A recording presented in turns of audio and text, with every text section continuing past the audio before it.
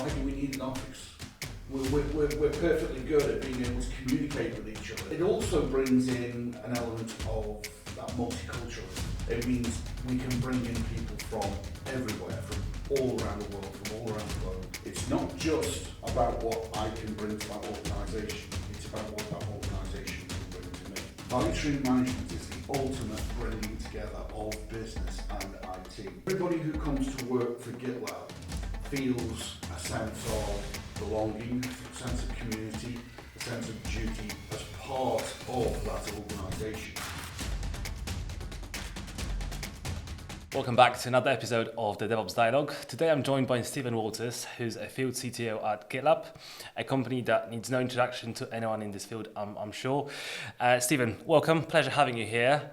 Why don't you introduce yourself to our audience? Yeah, certainly. First of all, thank you, Damien, for the opportunity to be here and speak. As you mentioned, I'm a field CTO with GitLab. Been in the IT industry now for over 30 years, not that it necessarily shows.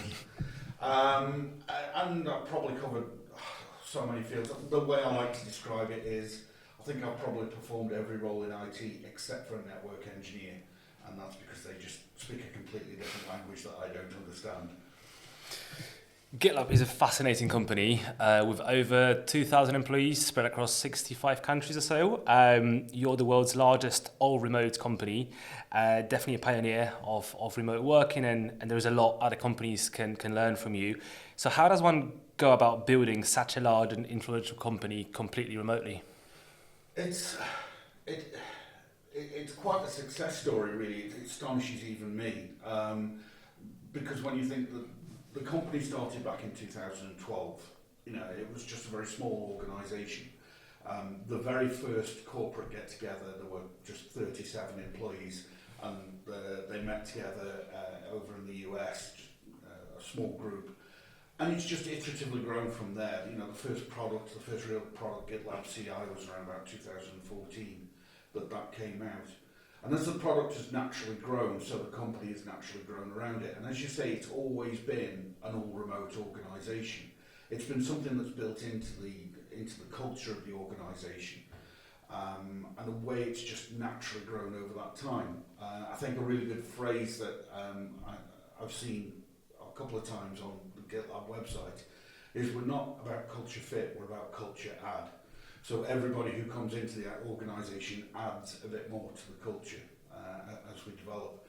And that really actually has been part of the bedrock of GitLab's success, is that we've been able to bring in all of these people from all over the world, from all of those different countries. Where did that idea come from of being a remote company first? A decade ago, this wasn't the norm. Everyone was going to the office five days a week. How did this idea come about in the first place?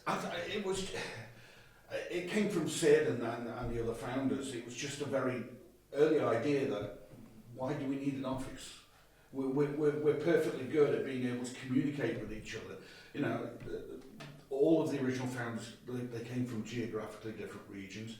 They were already operating in a remote way.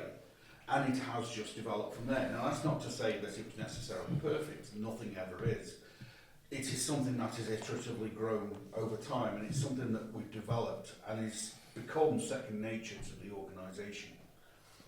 And what are the benefits of being a fully remote company? Well, first of all, there's no facilities costs to worry about, which means that instead those kinds of costs can go into the product, they can go into the people, they can go into what we develop for the customers. But it also brings in an element of that multiculturalism.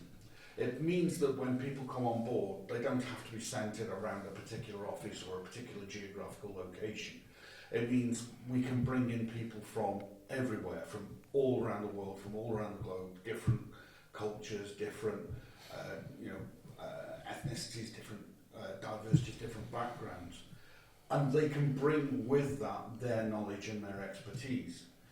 But it also helps in terms of engagement with the customer, because then we're not centrally focused around a particular area or a particular region. So therefore we're not influenced just by that one region and that one area. And when we want to engage with the customer as well, we've typically got somebody who's pretty close to, that can go and have that conversation with the customer, somebody who is within reach of that customer and can speak to them as well within, you know, if you've got an Italian customer, we've got an Italian AE who can go out, and an Italian solution architect who understands the ways of working within that country. Likewise within Germany, likewise within Mexico, Brazil, Japan, all around the world. We have that ability to work with customers that come from different cultural backgrounds. Culture is something you're very proud of at GitLab. How do you go about building and sustaining a culture being completely remote? It's not always easy. It comes down to the person themselves. I mean, I'm quite lucky. I've come from a background with various organisations where I've always operated in a remote kind of fashion. Back from the days when I operated within Baldwin, for example, that was very much a remote operation. Yes, I had a desk at our UK offices in Twyford. I had a desk at our EMEA offices in Germany. You know, I had a desk in our corporate offices in Austin, in Texas. But, you know, I only revisited them when needed, and very rarely. Most of the time I would operate from home, or I was on the road around and about. Now, within GitLab, that's obviously quite different. That's because that was very much role specific. Within GitLab, everybody is remote. You've got developers, you've got testers, you've got legal, you've got HR, you've got marketing. All of them are operating in this remote fashion. And we've still all got to operate in a very collaborative way. And I think that's actually something that's proved really quite beneficial, because in operating in a remote way, we can concentrate on what we're doing. We're able to actually focus on what it is that we're doing. And that's because the whole culture is built around trust. It's built around knowing that we are all in it, in developing something for the customer, in creating something that gives value to the customer. We're all bought into the ideals and values of what GitLab is about in terms of what we deliver. So operating remotely has great benefits in terms of that ability to focus on what it is that we're delivering, the ability to get together as a team. I mean, obviously the use of various platforms such as Zoom and Teams and so on is of great advantage. And we still use those. We have coffee chats, we get together. We also make use of where we have events. So we have GitLab Connect Day coming up next week. It will give me an opportunity to meet up with several GitLab team members, and we'll get together socially, but also to discuss face-to-face other things that are coming up, other events that are coming up. We can still operate very much in that collaborative fashion. It's just that we've learned the difference between when we need to operate synchronously in a meeting and when we need to operate asynchronously. And that's the important piece, is that asynchronous effort, understanding when you need to do that. And how have you perfected your hiring process to make sure whoever you're hiring is not just a good fit technically and kind of meets your standard, but also fits with your culture? As I mentioned, it's not about culture fit, it's about culture add. So what we're looking for with people when it's part of that hiring process is not to say, right, you need to fit in with us. It's what can you bring to GitLab? What is it that you can add in there? Because we want to embrace things that are different. We want those different perspectives. We want different views. If everybody who comes into the organisation has the same view and the same perspective, it's probably going to get a bit vanilla. Everybody's going to be agreeing with each other. Everybody's going to be going down the same route. In which case, how do you look at different ideas, different approaches, different patterns, different ways of working? And that, again, coming back to the geographical kind of thing, is, you know, different countries have different cultures, different ways of working, different operations, and therefore we can bring those factors into the product as well. So it's about culture add, not culture fit. I think there's a misconception that being fully remote, employees can hide behind the screen and get away with not doing much. But from what I know about GitLab, you have a very transparent approach to everything from companies' financials to individual performance metrics. How do you cultivate a culture of transparency without it being perceived as micromanagement? Yeah, yeah. I find it quite amusing actually when I see statements about everybody needs to get back to the office, and you can't have a successful company unless you come back to the office. And all I say is, hello, GitLab. You just got to look at the way that we actually operate within there. And just coming back into the framing of that, it's not about the micromanagement. There isn't that kind of task-driven approach of you must do this, you will do that. Everybody who comes to work for GitLab feels a sense of belonging, a sense of community, a sense of duty as part of that organisation.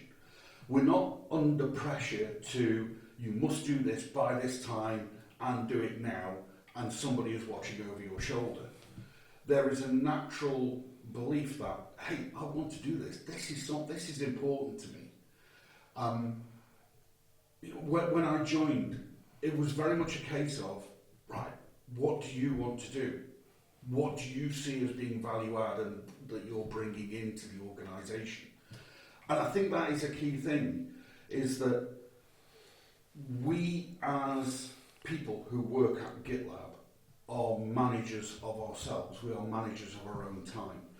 So we are given the opportunity to control what we do. We have the ability to provide input, but we also have that opportunity to do that as part of a team. Everybody and anybody is there to help and assist when you need it. So you can reach out to somebody, get guidance, get support, and that will be forthcoming at any point in time. So, that expression, hiding behind a screen, I think it's more likely that when people are in an office, they're more likely to wander off for conversations around a water cooler, whereas within GitLab, you feel a sense of responsibility. Not just responsibility, actually. It's the sense of achievement, actually, more than anything. It's the fact that, oh, yeah, I've got this piece of work, I really want to do this because I can see the advantages this is going to give. Oh, the customer's going to get so excited about this. Let's do this. Let's get this in there. And everybody within GitLab just feels that sense of belonging, that we're actually delivering something that is value to the customer. It's about delivering value for the customer. Sounds very much like a sense of pride in your work. Oh, very much. Very much.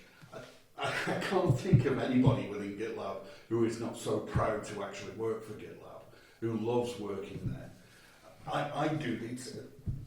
There's probably only a couple of organisations I worked for before that I've got this similar kind of feeling. It's a feeling of support. It's a feeling of belonging. It's a feeling of being part of what you're actually delivering. Every piece of GitLab, you look in there, people can see their part that they've played in it, and in terms of what's been delivered and how it's been delivered. There's a little bit of us in that tool. You mentioned being fully remote helps to have truly diverse teams. What role does diversity and inclusion play in building successful teams? It's part of our values. So if you go to the GitLab website, you'll see, again, you talked about that openness. You can go to aboutgitlab.com. And within there, you can see everything about GitLab. And on there are the GitLab values, and they're called the credit values. Credit, obviously, an acronym, and the D in credit stands for diversity, inclusion, and belonging. And this is about, again, it's that value add. It's bringing in people from different backgrounds, from different geographical regions. A good example, one area that I've been heavily involved with is around neurodiversity. I'm not on the spectrum myself, although there are mental issues that are taken into consideration. I in the past have suffered from depression. I suffer from anxiety. I'm a public speaker, but I suffer from anxiety. People say, how do you manage to cope? Well, that is part of the coping mechanism. being a public speaker gives me the confidence, gives me the strength to be able to overcome anxiety in those kinds of situations. But there are people that I'm working with from the neurodiverse community who are probably amongst some of the brightest, most intelligent and most amazing people I have ever had the opportunity to work with. We've got solution architects within our team.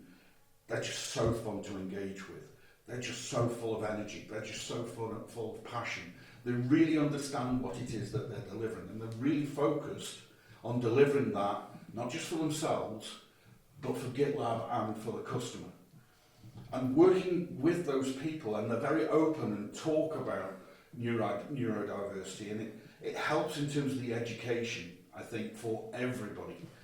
And it's not just in terms of neurodiversity, there's a lot of areas, there's a wide number of areas that we deal with in terms of that diversity, inclusion and belonging.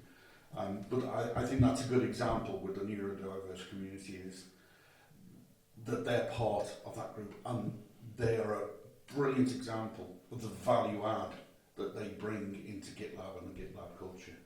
What can companies do to better look after their neurodiverse workforce? It's about giving the support that they need. I can talk about this from a mental health kind of issue, is that there are always going to be times when things get tough, when things get heavy, where you need that support. And GitLab are fantastic in that kind of thing. You know, they provide calls, as online calls for, if you've got mental health issues, somebody that you can reach out to, somebody that you can speak to. There are groups within the community that you can become part of, so that you can exchange ideas and talk with other people within those groups. The support mechanisms are all there, and they're there at all levels within the organisation, at all location, everywhere around the world. So there's always somebody that you can reach out to. There's always some kind of support there for everybody. And GitLab themselves provide those support mechanisms as well. I know you're a champion of promoting internally and focus heavily on your employees' personal development. What can companies do to ensure that employees are always learning and always growing within their roles? I think that's actually a very important point. It's something that I certainly, when I go from one organisation to another, when I'm changing organisation and going into somewhere new, it's not just about what I can bring to that organisation, it's about what that organisation can bring to me. So when I go to another organisation, I have to know that there are learning opportunities, there are opportunities for me to develop, to get into new areas. In fact, it's probably one of the mainstays of my career. It's something I've always had in there, is that, you know, what can I do to develop, to get better? What can I do in terms of education? And that's something that's very much promoted within GitLab. GitLab has that internal university, it has that sales enablement capability. But that enablement comes from internally within the organisation. There's a phrase that we use within GitLab that comes from that open source community, but really is a golden rule, I think, for everything about GitLab, which is everyone can contribute. So when we're looking at that kind of enablement piece, when we're looking at in terms of personal development or skills development, that can come from anybody within GitLab. So I've done my part in terms of recording videos of my knowledge, or providing information, creating training courses, passing that on to sales enablement, or getting into internal webinars and internal conversations where we can provide that information and that knowledge to others. Likewise, I am then joining calls where I'm seeing these discussions, you know, about what we're doing in terms of AI, what advances are being made in particular areas. So there are always opportunities to learn, there's always new things to learn, and it's about embracing that, and we do. And it's about who can learn and who can provide that learning, which is all of us. AI had a hugely positive impact on GitLab as a company in the last couple of years. How did you manage to utilize it so effectively? And what would be your advice to companies who want to capitalize on AI? AI, there's a phrase that I've heard used recently. A few years back, we had the term the Great Resignation. And there's a phrase I've heard being used, which is the Great AI Distraction. It's certainly been the case, I think, certainly for us, certainly for our competitors out there, and certainly for all of our customers, that with AI coming along, everybody seems to have dropped a lot of other stuff and gone, right, what is this? We need this. What does it all mean? Within GitLab, we took a slightly measured approach. We needed to think carefully about this. It wasn't just about jumping on the bandwagon, being the first there, getting something out there. We needed to ensure that whatever is provided actually provides real value to the end user.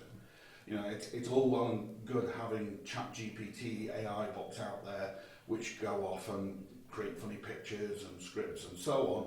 You know, I'm sure a lot of people have had fun with that at home and being able to log in and do that. But within what GitLab does and what GitLab provides, we need to ensure that AI provides true value to the end user and the end customer. Now, initially our concentration was around that developer experience, but it can't just be about the developer experience. GitLab is a complete DevSecOps platform, which means that we're operating across the entire software delivery lifecycle. So it's not just about the developer, it's about everybody involved in that software delivery lifecycle. I was at the DevOps Enterprise Summit in Las Vegas last year. I was speaking there, and I got to see somebody else speak, and they put forward the stats that basically the developer side part of the whole software lifecycle is only about 5% of the entire delivery. So if you're introducing AI to speed up the developer experience, to lighten the load on the developer and to make things faster for them, and you make a 50% improvement, you've done a 50% improvement on only 5% of the software delivery lifecycle. That's a 2.5% saving. Not a 50% saving, which it seems like, it's just 2.5%. So at GitLab, we recognise the fact that AI needs to be operating not just for the developer. That's where we started. It needs to operate across the entire life cycle. So we need to be able to enable people in the planning side, on the testing side, on the operations side. This is all just as important, and especially important that if you're going to speed up the developer's output has got to go somewhere, and if that somewhere does not have AI capability, all you're doing is bringing in, you know, a further constraint down the line. You're just speeding up the backlog of work that's going to go into the next area and causing further problems, which is what we're hearing from some of our customers with some solutions that they're implementing, that the developers are operating so fast and doing things so quick, it's causing problems elsewhere. So you're getting improvements in developer experience, but no actual gain in terms of business value. And ultimately, that's what we want to see, is a gain in business value for our customers. You touched on my next question. I was going to ask, with the rise of AI and the speed at which the code is being produced is growing incrementally, how do companies minimize their exposure to vulnerabilities within that code? Yeah, I mean, that's another important point, actually, which I didn't touch, it's around security. Because, and I have heard this in feedback from around the table with CTOs, where one CTO said, I'm not going to mention names or products, but one particular product that they used, and they were trialing out, they did a 1-month trial with AI in a particular area. And at the end of that month, they did a full audit on the code that they produced with that AI. And they discovered one security vulnerability for every 30,000 lines of code that were written. They had millions of lines of code. And this is what we mean about not rushing into this. We have to give proper consideration to what AI is actually delivering. AI is still in its infancy. The way I like to think of it is it's like a 4-year-old child. It's learned to walk and it's learned to talk, constructing sentences, it's just about starting to construct those now. But in terms of an intelligent conversation, that's still difficult. And in terms of being able to set the context of what it is that you're doing is extremely difficult. So a lot of AI at the moment in terms of enabling the developer to write code is being done purely on the basis of writing code, but not writing code with the thought of, oh, what about potential security vulnerabilities? What about areas around performance and performance testing? What are the potential impacts in those areas? And this is why it's important to have that view across the entire software delivery lifecycle, is that you're not looking just at what the developer's doing, you're considering all of the other aspects that are within that as well. And security is vital. You know, we're hearing the feedback, we've got the regulatory acts that are coming through. There's questions about data breaches, there's questions about, you know, in terms of the data protection, can the AI provide the right kinds of data protection? And that's why really it has to be done within that context.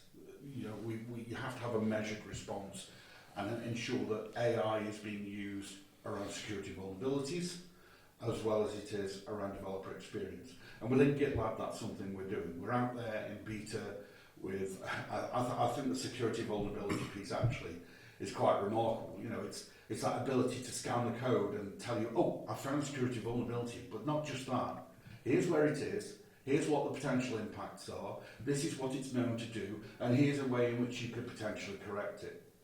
And all of that done at the instant at which the code has been written as part of your security testing. So it's important really to have that context set and have everything as part of a complete software delivery lifecycle, including security.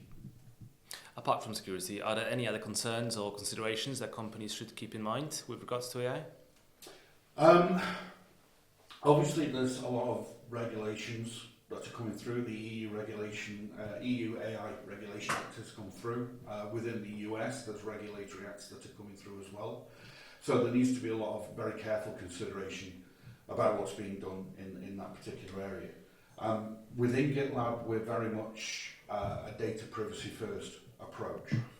So all of these large language models need somewhere to learn. You know, as I've said, it's a 4-year-old child. It's got to learn and grow to become 5, 6, 7, and so on. And to do that learning, it has to learn from somewhere. Now, in terms of the engines that GitLab uses, which is primarily Google and Anthropic for its large language models, the learning comes from what we in GitLab do ourselves. So we do a lot of dog food. We do dog fooding, which is that we develop GitLab using GitLab. So everything we do in the development of GitLab, we are doing with our AI tools, and our AI tools are learning from that. But as I mentioned before, we've got to have that diversity in there as well. So we work closely with our partners. So we have partners who are signed up into this as well, that work that they're doing, that also goes into the learning for the large language models. But when we go to a customer who is implementing AI, the default situation is our AI will not learn from your code. We will not be taking information from your code and placing that into that AI engine for the simple fact that that could lead to a potential data breach. It has to be done upon agreement.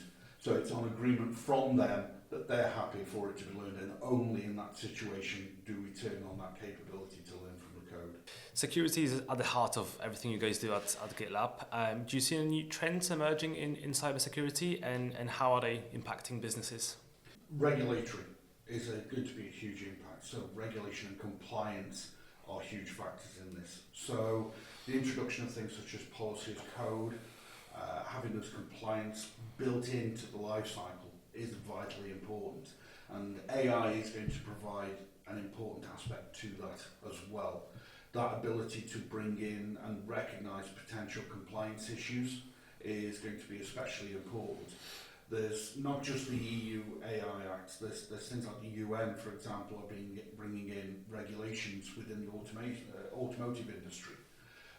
Because you think about the trend of the automotive industry towards more electronic and computer-based cars, self-driving capabilities, cyber security is at an absolute premium with regards to those kinds of things. The last thing we want is a situation where somebody can remotely access and control the vehicle that you and your family are in.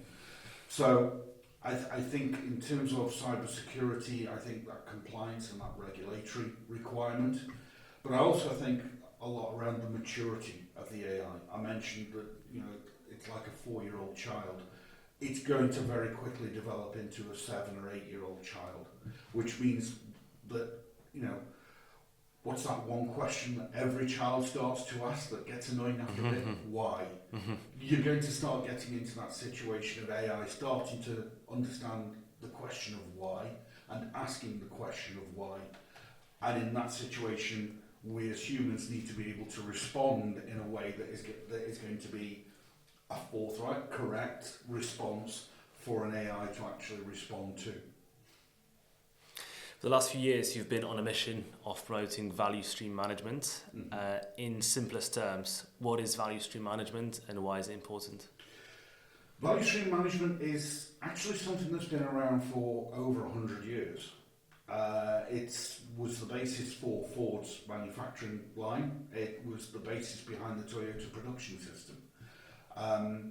However, its introduction into the IT industry has only really started since about 2018, when Forrester and Gartner first started writing their reports on value stream management. The concept of value stream management really brings to the forefront the ideals of what DevOps and Agile were supposed to do. When Agile first started being introduced 40 odd years ago, the principle was that it was about IT becoming more integrated with business and meeting business needs. However, the focus on that very much shifted in the same way as it has done with DevOps as well, in that the best way to explain it is we're technologists, okay? And as technologists, we are technology people and we love our technology. So when something new comes along that's supposed to improve business outcomes and business output, and it is technology based, the business go to the technologists and say, right, we need to do a transformation in this space. We need to, and that hence where digital transformations first started. As technologists, we look at that transformation and think, right, how do we resolve this? Oh, I know, technology. So technology gets thrown in and we start to treat the technology or the tools as a universal panacea, as something which is going to resolve all of our issues. But unfortunately, as we've found, and you know, in our history, it's not just down to the tools. I can honestly say, I've spent, you know, over 30 years in the IT industry, many of the problems I'm dealing with in businesses today are the exact same problems that existed 30 years ago. It's just we're using different tools and technology to help us through that kind of method. What value stream management does that's different is it puts into a sharp focus those other aspects that have tended to be ignored. Well, not ignored, they've somehow fallen by the wayside. Because someone talks about Agile, you go to IT, they see the technology, there's the tools. But they haven't changed the culture. The processes that are being operated, the ways of working may stay the same. They've not been leaned. They've not been looked at as to how they can operate in a better way.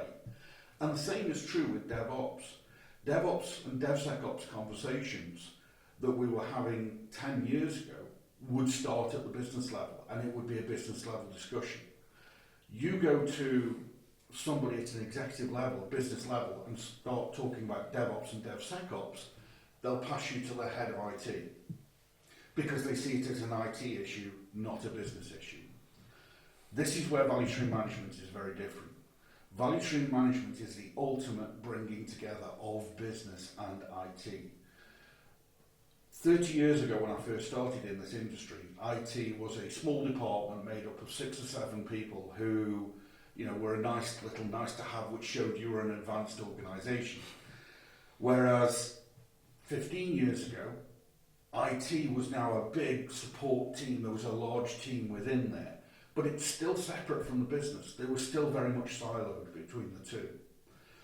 Today we're in an industry where every business is an IT business. Now, it's not IT they're delivering. It may be pharmaceuticals, it may be mortgages, it may be insurance, it may be cars, it may be food distribution. But every single one of those companies has IT involved. It is an important aspect and part of their business. So value stream management helps to bring those two together in a much more coordinated manner. Value stream management is the basic concept of what DevOps should have been, which is to move from idea to value realization with a focus on business outcomes. And that's what the value stream management is about. It's about perfecting what we do in DevOps and DevSecOps with a view to how we deliver that value. And not just with IT in isolation, but working alongside legal, HR, sales, marketing, all being part of a complete business service. It feels like value stream management is a natural progression from DevOps. How do companies approach implementing value stream management in their environment? The first thing I would recommend is going to a website called vsmconsortium.org.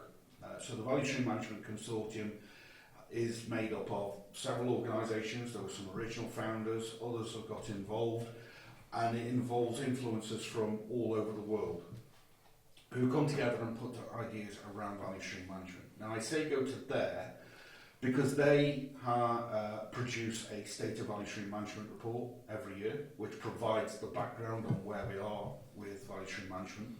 But they've also produced a fundamental piece, which is the Value Stream Management Implementation Roadmap. And this is a staged process by which you can implement value stream management to achieve your true objectives. Now those steps, I'm going from memory here, is to start it, assess your current position, define the vision of what you want to deliver, which is your business outcomes that you want to achieve. It's then about identifying your value streams, organising around those value streams, mapping your people and your processes and your metrics and measurements all together, so you've created a map, connecting that map with some sort of tool chain and automation to enable it to be delivered as speedily as possible, as accurately as possible. Then the ability to inspect those value streams so that on inspection you can look to see where you can adapt. And then there's a cycle between adapt and inspection for continuous improvement. What effect do you think value stream management will have on product development teams? Years ago, we were very much focused around projects. Everything was Gantt charts, and therefore development teams were based around a project. That project may exist for 6 months, 12 months, 18 months, whatever. But at the end of that project life cycle, that team would then be disbanded, everybody would break away and move on into different projects. Now, part of the digital revolution of moving over to agile ways of working, and certainly into DevOps, is to move from project to product. So we've organised our teams around products, which are longer living. They last longer than a single project. There are multiple waves of work that go into the development of a product. However, at the end of that product time, that team will disband, or it will move on. They will move on to other products. With value streams, that's different.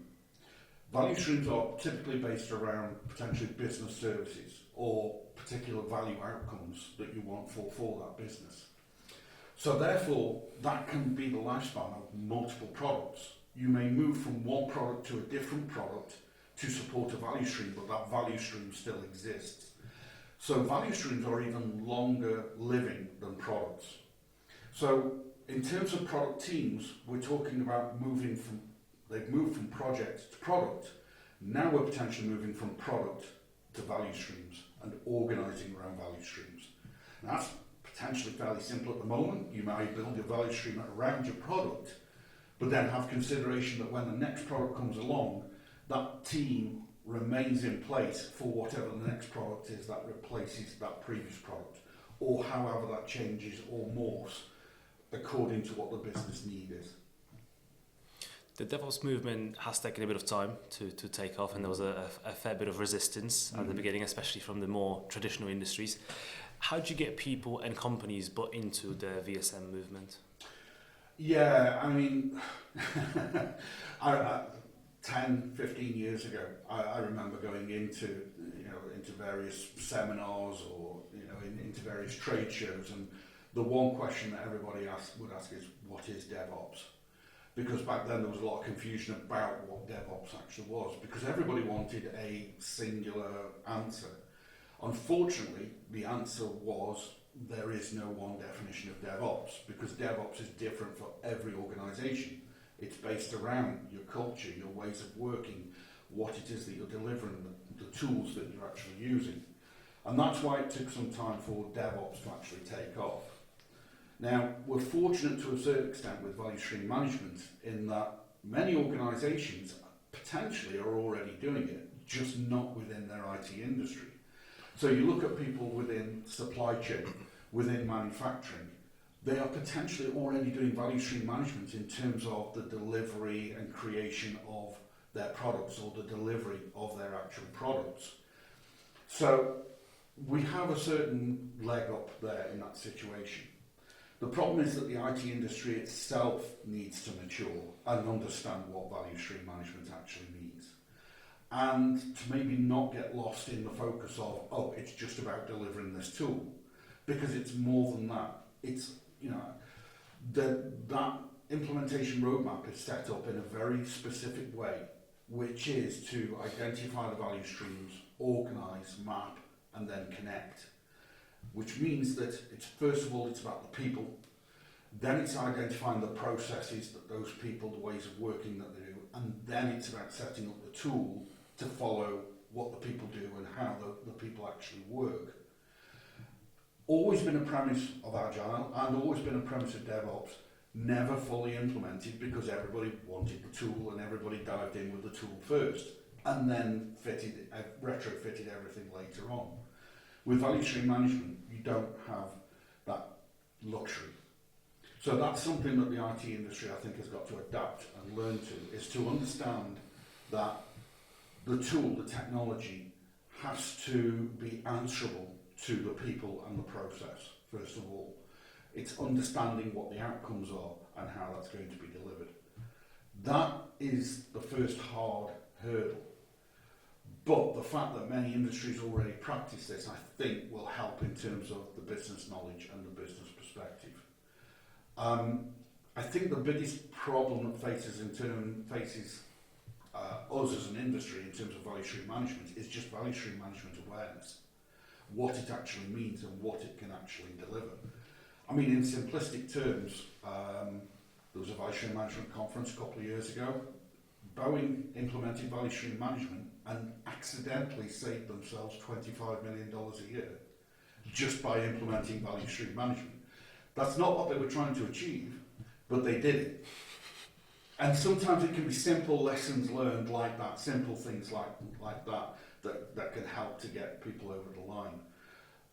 But yeah, it's principally around awareness. It's people understanding what value stream management is, which is why I'm part of this group that is preaching value stream management, because we definitely see it as the way forward to plug those gaps that Agile and DevOps sort of left behind. Relating back to DevOps for just a second, the DORA metrics are clearly seen as the industry standard, but I know you have a slightly different view. What's your take on this? Yeah. I mean, the DORA metrics were, they were a great breakthrough. At a time when everybody was, I remember going to meetups and I would be there and executives would be there, and we're talking 10 years ago, people would stand up and they'd say, as an example, Netflix doing 100,000 builds a day. And I'll have executives coming up to me and going, I work in a traditional bank. What is 100,000 builds a day going to give to me? That's not business value. I don't deliver software. I deliver mortgages. I deliver finance. So how is it going to help me in terms of the actual business value that we actually deliver? So in terms of DORA metrics help to provide more clarity around what DevOps actually was, what it was delivering.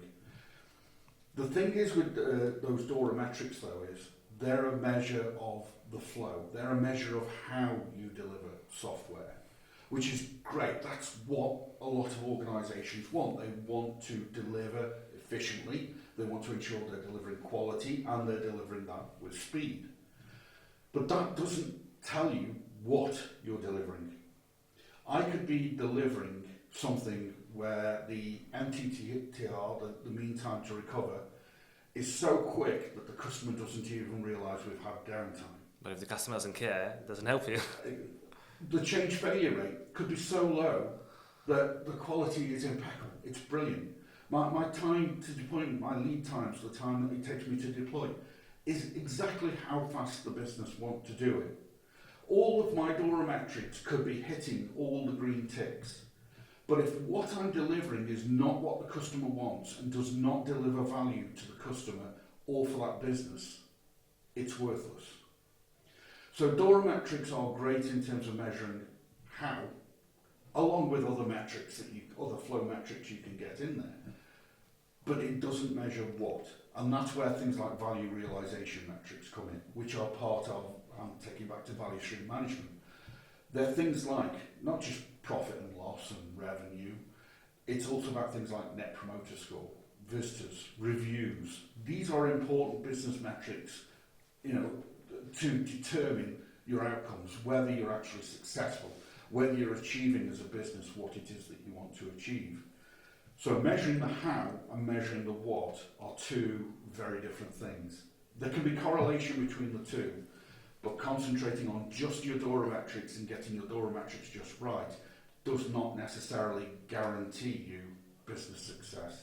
You co-wrote a paper on value stream reference architecture, which to my understanding is a method for identifying streams within an organization and how best to optimize those streams. Tell us more about it and how can companies benefit from this? Yeah, this came about, the co-author, Dr. Craig Staven, he came along to a webinar that I was giving on value stream management and he was interested in learning more. So he reached out to me on LinkedIn and said, could we have a discussion about this? And I said, yeah. And it just turned into a regular monthly get-together, a conversation about value stream management. And it was an interesting conversation because I was coming at it from a very much a theoretical, this is what value stream management is about, this is what value stream management should be delivering. He was coming at it from a very practical side of things about, well, how do I do this? I've got this problem, how do I do that?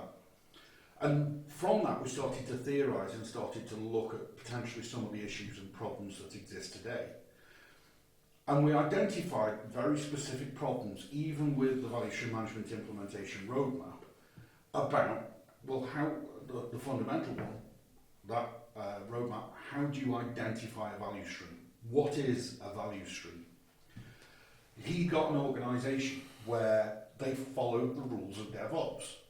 All agile teams, they've got product managers in place, they all follow the same basic kind of rules, they have tools, they have automation in place, and they have no silo walls. Everybody communicates with each other. But that's where one of the key problems comes in, which is Conway's Law. So I'm hoping a lot of your audience know what Conway's Law is, but for those that don't, basically Conway's Law from the 1960s, Mel Conway, stated that any organisation that produces systems, that designs systems, those system designs will be a reflection of the communication structure of that organisation. What that means is that as much as you've had enterprise architects, business architects, solution architects designing your IT systems, the greatest influence on your system design is HR. How your team is set up. Exactly. It's how your teams are set up and how your structure is set up. And we can see that in terms of that project to product migration. Back in those days, we had huge IT teams delivering huge projects. And what they delivered was huge monolithic structures. As we moved to Agile, we broke down into smaller functions and smaller teams. And with that, the monoliths broke down into microservices, where those microservices might be products or features, functions, however you want to call them. But the problem is, and this was one of the great myths of DevOps, is that no silo should exist. We should all be communicating. Let's break down those silo walls. And what you end up with is a large number of microservices teams that have been broken up from that monolith, all talking to each other. And as Conway's law says, if they're all talking to each other, then their systems are going to follow that. The system design will follow that, and they will be coupled, and they will be integrated. And I'm hoping people hearing this now are thinking, oh, I can see where he's going here, because you end up with 40 or 50 microservices that are now all tightly coupled and integrated with each other, and you end up with what's called a monolith of microservices, where you want to change one microservice, you have to get 30 to 40 assessments or impact assessments from other parts of the organisation before you can make that change. So what you see in those organisations is where they had an 18-month delivery, it's come down to a 1-month delivery, and suddenly it starts eking out to 3-month deliveries again. And this is because they followed those rules of every team looks the same and they all talk to each other. Within the value stream reference architecture, we realised that that is not true. That can't be true. So we took as a great source of this Team Topologies, the book Team Topologies by Matthew Skelton and Manuel Pais, who postulate about 4 different team types: streamlined teams, complicated subsystem teams, enabling teams, and platform teams. And a lot of people concentrate on that. But possibly the most important thing is the interaction styles. There are 3 interaction styles: collaboration, X as a service, and facilitating. I would argue potentially there's a 4th, which is do nothing, no communication. What we've done within the value stream reference architecture is to look at, we were first of all looking at the problem of how do we identify a value stream. So we looked at it in terms of those team topologies, and we had this little brainwave, this light bulb moment. Let's apply graph theory, where the teams are the nodes and their responsibilities, the flow of value or where there are dependencies is set by the edges. And we were able to take organisational structures and apply graph theory. And when we looked at just the basics even of how streamlined teams operate, we could see there was a pattern in graph theory and how they actually communicate with each other. So for example, a streamlined team only ever receives value from the other 3 team types. It never gives value internally because it's only ever delivering value to the end user. Likewise, an enabling team only gives value to the other team types. So it doesn't actually receive value from anybody else, generally, in terms of a general direction of flow. Applying that to graph theory, we were able to scientifically, mathematically map these things out into what these dependencies actually are. And from that, we recognised that there was a pattern where you implement PageRank and betweenness. So betweenness is where you've got one team between 2 other teams in terms of that direction of flow. They have a betweenness ranking. PageRank is how important that team is. What is the likelihood that they're going to be a disruptor to that flow of information between them? So we were able to actually mark out the betweenness and the PageRank between low and high, and found that each of the team topology types had a distinct pattern within there. So, for example, there was for the platform team, they have a very high PageRank because they're in the middle of the flow. They are potentially a great disruptor to the flow of information. But a streamlined team is actually quite low because they're at the end of that delivery life cycle. They're actually less likely to impact the flow. So we did that, and with that, that meant you were able to identify your team topology type and then look at your structure. And in the example that we first looked at, something that Craig has reported on, within his organisation, as he was looking at it, they expected that 70%, 73% of their organisation should be streamlined, but they actually discovered only 27% of their organisation was streamlined. That meant that 73% was internally focused on value, not delivering value to the end customer. So this has changed their way of thinking about that in terms of Conway's law. How are these teams interacting? Why has that happened? Usually it's happened because of, for example, sharing code. When one team has great code that they share with others, they're still responsible for it, and before long, that's all they become responsible for. And they're no longer delivering code to the end customer, they're delivering to their internal teams within there. So that was the first element. There's another element which I'm going to leave as a teaser for people to go and read the paper about, which is called the fine flow circle, which is where we had our butterfly net moment, where we equate Newtonian physics into the flow of information. So we equate Ohm's law into how information flows in a similar way to current flows through an electrical wire or through a circuit. So please read the paper. Enjoy. Congratulations on recently becoming an ambassador for the Value Stream Management Consortium. What is the consortium's mission and what role are you playing in that? So the Value Stream Management Consortium was set up by quite a diverse group of companies and organisations initially. It's to be an independent group to promote the idea and the concepts behind value stream management.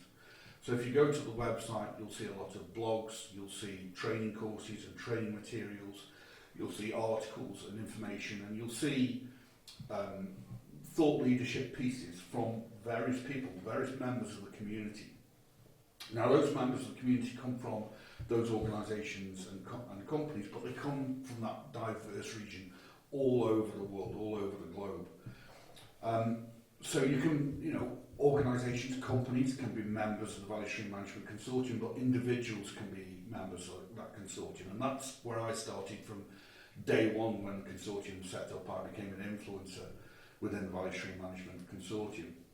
But in my time working in that area, as you say, I'm very passionate about it, done a lot of work in that, and we've written a paper on the value stream reference architecture. And that kind of piece, that kind of getting up onto a stage, talking about it, bringing awareness of value stream management is very much one of the driving factors around the Value Stream Management Consortium. It's bringing awareness not just of value stream management itself, but what the business benefits are that it can bring, why it's important. The importance of it is that next stage of DevOps, of DevSecOps, that ability to link the business and IT into one whole enterprise organisation. So the Value Stream Management Consortium has set up this ambassador programme to help promote those concepts, help to promote those ideas. So at this moment in time, I think there's about half a dozen of us around the globe, and we're there to speak on behalf of the value stream management capability about what it can do, about what it can bring to organisations. And we're providing things like the thought leadership piece that I've been involved with. Other members are people like Steve Pereira, for example, who has got the book Flow Engineering that's coming out very soon. You've got member like Helen Beale, is the CEO, who is also the chief ambassador for the DevOps Institute, which is part of the People Search organisation. So you've got some quite heavyweight people that are involved in this kind of organisation to promote the ideas of value stream management. And that's what my ambassador role is about. So I'm going to be hearing more and more about it in years to come. Really interesting to start that conversation with you. What are the most important mistakes you've made in your career? I think that, everybody, we all make mistakes, and that's the only way in which we learn. I think some of it has sometimes been around directional changes, the direction I've gone in. And that's very personal for me. As I progressed in my career and as I moved up, I found myself moving up the chain into more management and leadership kind of positions and more senior and executive kind of roles. And I personally found that I wasn't getting the happiness out of the role that I wanted to. I wasn't getting the personal satisfaction out of that I wanted to. But I learned from that. I've come back into a space now where I'm doing what I love and what I really enjoy doing. So it's recognising really that sometimes where you think there's a career advancement, that isn't necessarily the correct career advancement. And I've learned well from that, I think. What has been your most career-defining moment? Most career-defining moment, I would say probably right back in the mid-90s. I was working for Britannia Building Society. I was very young, very fresh. I was a developer who'd been given this role as a software configuration manager in an organisation that really didn't understand what software configuration management was. And they just had another disastrous delivery. Things had gone wrong, there'd been problems. And after we'd had this long and tortuous meeting, to try and a retrospective, as it were, lessons learned exercise to find out what had gone wrong, we stepped out of the meeting and there was myself, another team member and my boss, and I just turned around to my boss and said, it just feels as though the responsibilities of the teams aren't defined and we don't know what the flow is and how things work. And he just turned to me and said, write it down. Do it. Just do it. And that was my first venture into understanding the digital transformation space, understanding that there is a flow of work and that understanding of responsibilities of teams and how things should actually operate. So that's probably what started me on the path towards CMMI, Agile, TOGAF, DevOps, DevSecOps and value stream management. Like a butterfly effect. What was the one piece of advice or feedback you received that had the biggest impact on you? Not something that was directed directly towards me, and it was actually very early on. I'm thinking way back in the early 80s here.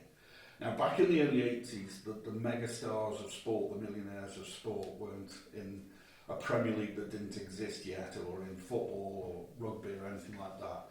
It was in snooker. And at that time, the world champion was Steve Davis. And he'd earned £5 million in 1 year just from the World Championship, UK Championships. And he did an interview.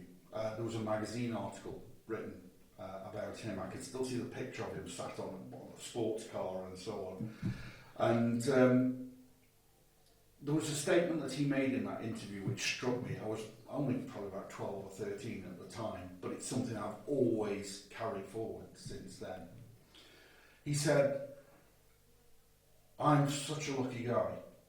I get to do a job where I earn £5 million a year, where I would be quite happy to do it for free. And that really struck me.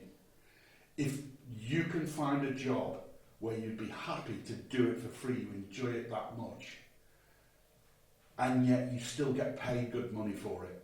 Win-win. Win-win.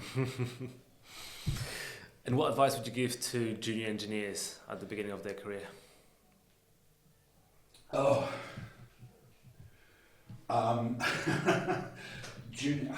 the beginning of the career, I think the first thing is to be open. I think I know of a lot of people who, junior developers, they come into the IT industry because they've enjoyed playing computer games on a PlayStation when they were younger and thought they could get into developing computer games, which means they just play computer games for their entire life. And unfortunately, the reality is that, within the computer gaming industry, the salary isn't as much as you get within private sector, within finance, for example, and things like that. In fact, there's a bit of a downturn in the gaming industry at the moment in terms of the developers that are wanted. So I think it's, when you get into a career, don't have a singular focus on what you want to do. Be open to change, because change is coming. Change is coming in the form of AI. What does this mean for you in terms of your role? You may have been thinking that you were going to be writing code. Now AI is going to be writing code. Well, don't see that as a challenge. Think about, well, what can I do to help in terms of the creation of AI? What are the opportunities that are open elsewhere? So it's be open to possibilities. Apart from AI, what are the most exciting emerging technologies right now? Oh, there's so much focus on AI, it's hard to see anything that's outside of that or not influenced by it. But I'll give it a go. I think there's a lot of stuff going on within the neuralistic stuff, within spatial computing. So, there's AI involvement in there, but it's about how, within the metaverse, what's going on within there and how that's actually developing. I think that's going to be exciting. There's obviously AI involvement in there because I think there's a lot of confusion at the moment about what metaverse is going to be and how it's going to impact us. But I think that human AI interaction is going to become important, and the metaverse is going to be an important part of that, because it's how do we have a relationship between what's going on in the digital world and what's going on in the physical world. And it's how we as humans are going to be able to interact with an AI that is developing and growing and starting to ask questions like, why? So I think what we do in that area around the technology, it's almost like a mega form of UX, what is the user experience going to be? So I think that is going to be an exciting kind of advancement in the future. Looking back at our conversation today, what was the one key message you want our viewers to take away from it? I think it's to be open to possibilities. There's a phrase I've always used: the only constant in the universe is change. I started out, I got my degree in electronic engineering. From that, I found microcomputing, got into programming into software configuration management into process improvement into consulting around agile, and then from agile to DevOps, DevSecOps, and now value stream management. I never came into, coming out of university thinking, I'm going to do value stream management. That's my ambition. I'm going to be standing up on a stage, I'm going to be an ambassador for the Value Stream Management Consortium. Never thought any of those things. So I think for me, the message I think I would like for people to take away from this is, no matter what situation you're in now, you do not know what the situation is going to be tomorrow. So it's be open to change. Stephen, it's been an absolute pleasure. Thank you so much for sharing your experience and wisdom with us. Thank you for watching, and stay tuned for future episodes.